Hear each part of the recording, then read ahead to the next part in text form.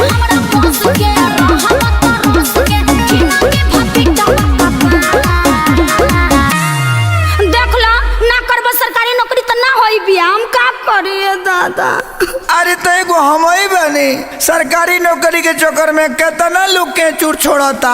हाँ तो तू छोड़ब का ओकरा साथ ही सोचा तानी अरे नौकरी के भर्ती निकालिए नीतीश चाचा ढेरे लइका बारे बेरोजगार। अरे मजनू सना पर काहे अत्याचार लगाता रहता सुनली गोहार सारा अरे हमारी से के